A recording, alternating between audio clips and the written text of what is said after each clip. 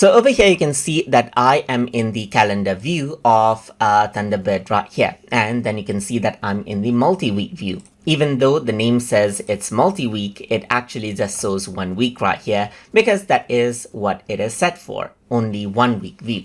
So if you want to go ahead and change that, you can go around onto the tools and then onto settings right here. So once you go around onto settings, you can see that under calendar, you can see that you can go ahead and choose a multi-week view. So right now it's week 1, but you can go ahead and choose 6 weeks, let's say for example, and then you see 6 weeks of view right here instead of 1. You can also go ahead and change this out into 4 weeks, let's say for example, and then you see 4 weeks right here.